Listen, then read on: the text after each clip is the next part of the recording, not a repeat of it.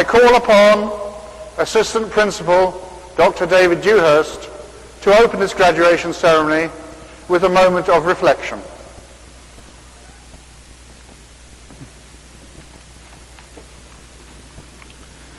At the start of our ceremony, it's worth pausing for a moment to reflect on the significance of this occasion.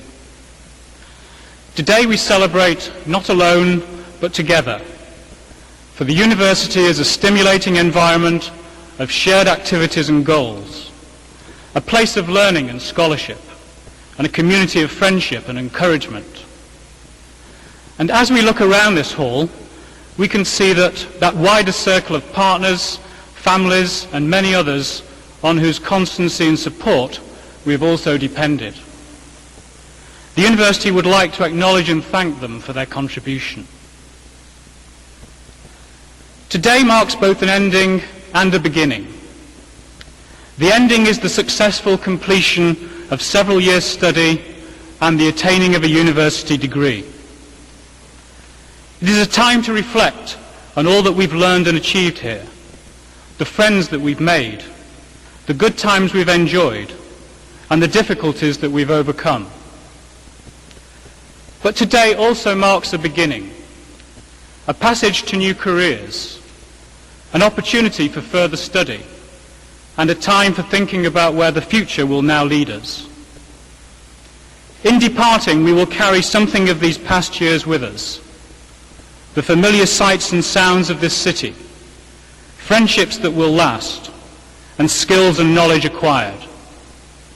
And as we do so, we take our place in the community worldwide of Edinburgh graduates.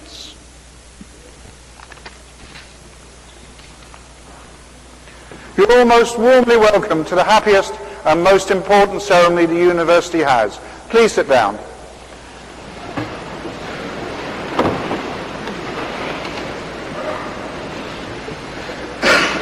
I now call upon Professor James Garden to present a candidate for an honorary degree.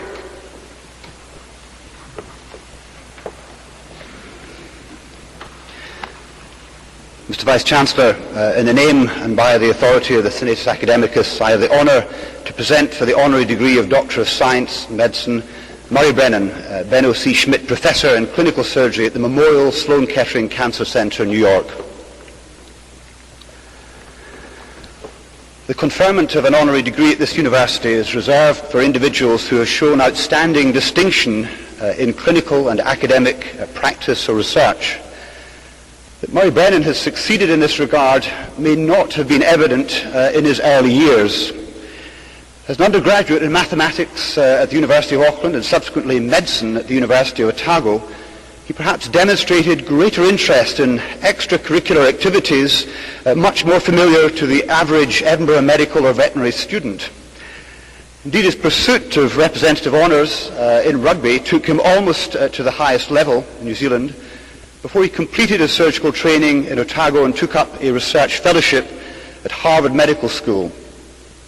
Although he tried to maintain his rugby skills in New England, it was in the field of surgical nutrition and metabolism and endocrine surgery that he made his name, perhaps rugby's loss. He became senior investigator and visiting scientist at the National Cancer Institute in Washington, D.C., before his appointment as professor of surgery at Cornell University and as chief of the gastric and mixed tumor service at Memorial Sloan Kettering Cancer Center in New York, where he became chairman of the Department of Surgery in 1985. He established himself rapidly as a surgical oncologist of considerable renown in the management of upper gastrointestinal cancer and soft tissue sarcoma. Dr. Brennan is regarded by his peers as one of the leading cancer surgeons in the world, with an opinion that is sought by patients, colleagues, and government.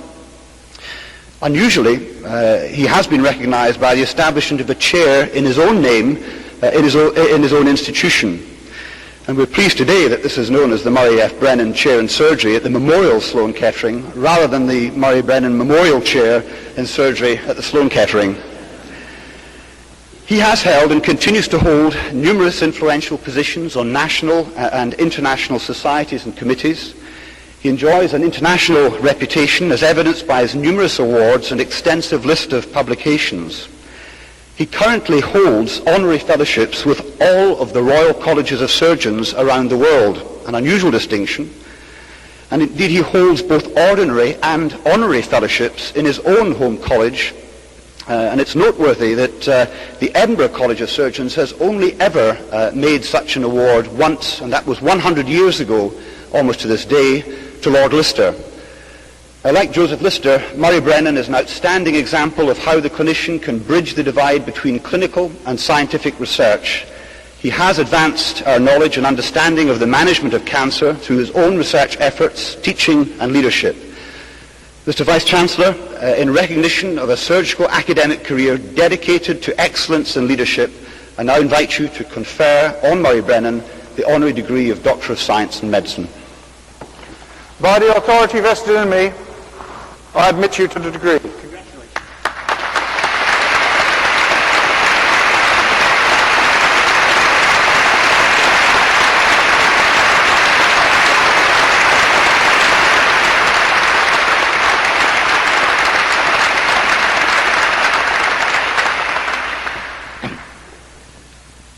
Thank you.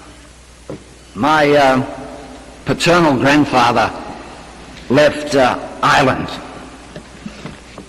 Excuse me. In 1862 to arrive in New Zealand at the age of 2. My maternal grandfather left England at a similar time to arrive in New Zealand, also age 2, in 1863.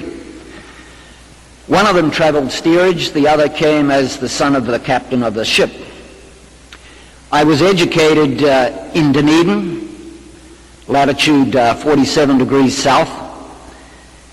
I'm well familiar with the streets, named as they were by the Scots, and I walked Heriot Row and Moray Place and Princess and Great King Street in the shadow of Mount Cargill by the River Leith. The professor of surgery at that time, as I began medical school, was Michael Woodruff, who came here as the professor of surgical science before I entered the medical school. Therefore, here I am today with you, latitude 55 degrees north, a graduate of this great school. I am acutely honored by this award, and I can only remind the graduates how pleased I am to be one of you. To use the phrase of the university from where I started, sapere aude, dare to be wise. You have been given what I was given, a ticket to ride. Everything I have done since that time was a consequence of that initial degree. Use it wisely. And I ask you, if we all could leave this planet a little better than we found it, we would be richer for it. I thank you most humbly.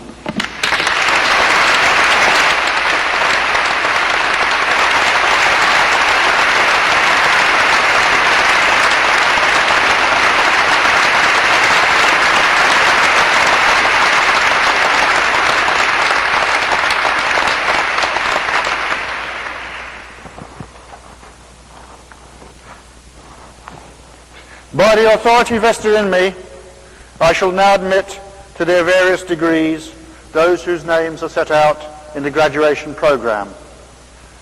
I call upon the Head of College of Medicine and Veterinary Medicine, Vice Principal, Professor John Saville.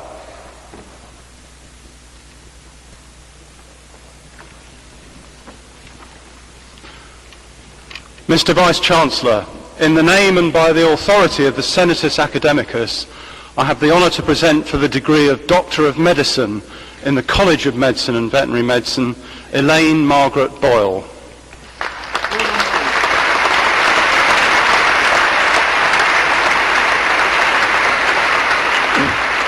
William Morton Hare.